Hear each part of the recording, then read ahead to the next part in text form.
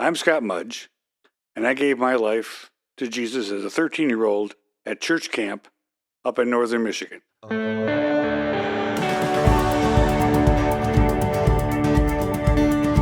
Welcome to the Testimony Podcast from Zephyr Hills Alliance Church. On this show, we tell stories about coming to faith in Jesus and what following him means for us today. So I grew up in the church. My mom and dad were always very involved in church. We were always at church whenever it was open. And church camp was a highlight of the summer, like it is for all teenage boys who want to go to camp, get away for a week.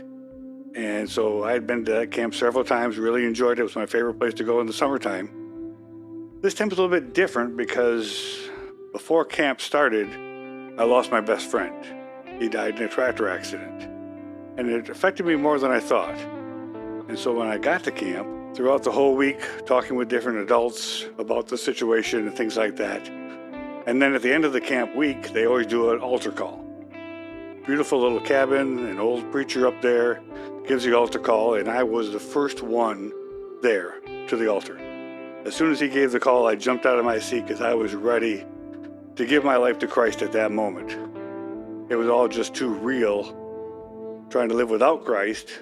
Even though I'd heard the gospel many times, this was an opportunity for me to really settle in and give my life to Christ, which I did. The problem with that was the next day, because nobody told me, or I didn't hear, that you should share this with someone, that you should tell somebody that you've given your life to Christ. And I didn't tell even my parents when I got home that I had done this. We do small church, we didn't have a youth pastor, no youth group, so I was kind of on an island.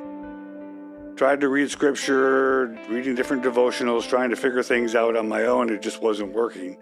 And it led me down a path which was very difficult. And high school was hard because we'd moved from one city to another. So I moved to a brand new high school my freshman year and didn't know really anybody. And so that was just a difficult time. I was the outsider throughout all of my high school days. They were nice to me, but I was just the outside kid that didn't grow up with all of that. So that was tough. And so when Sue and I got married, moved to Florida, started our careers, got involved with this church. So we've been coming to this Alliance Church for about 30 years now. And it was there where I found a bit of purpose. So I got put on the governing board as a member at large, like we do here in our church. And during one of those meetings, the youth guy at that time, youth pastor, said, "You need help with the youth group." And so I quickly volunteered for that, thinking this is the way for me to get plugged in. Plus, it was giving me a chance to deal with those teenage kids like I was and give them someone to support them.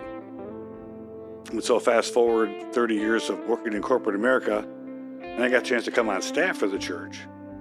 And that's where going to camp and that whole thing, the flashbacks just overcame me. It was amazing to be able to go to camp with kids now and walk with them through the process of either giving their life or finding purpose in their world.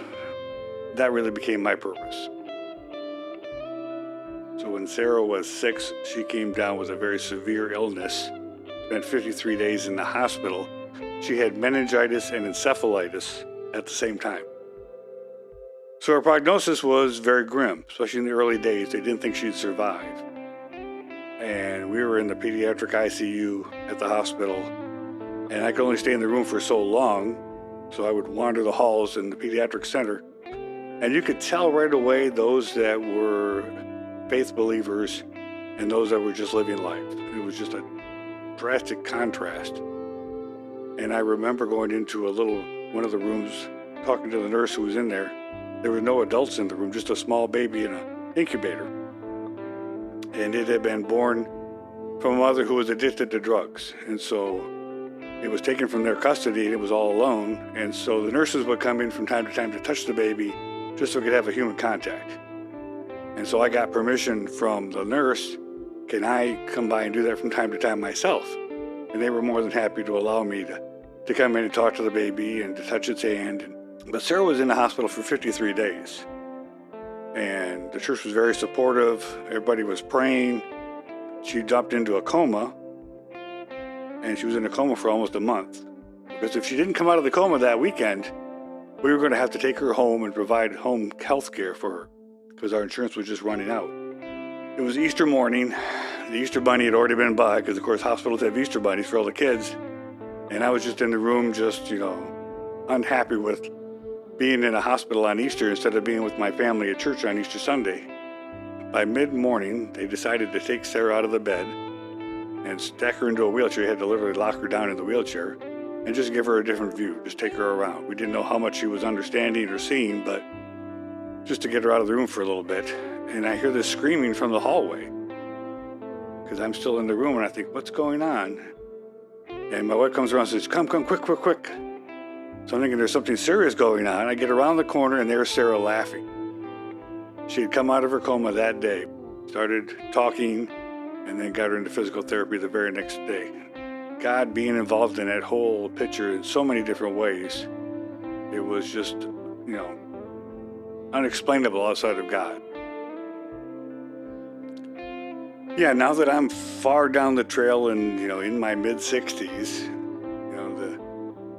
I'm pointing homeward bound now. So things that happen in my life, I'm trying to point others in the direction of Christ and all that He's done for me, knowing the fact and being confident in that fact that, one day soon I will be with the Lord, and looking forward to that. But while I'm here on earth and I still have breath, the challenge is to continue to work for Him and to present Him and show Him around to anyone I come in contact with. And there are days I do well and days I don't do well, but that is a focus of mine, is just to pour into those around me and show the love of Christ in some tangible way. Thanks for listening to the Testimony Podcast from Zephyr Hills Alliance Church. If you'd like to share your testimony with us, or if you want to learn more about the ministries of our church, find us on Facebook or on our website, zaccma.org.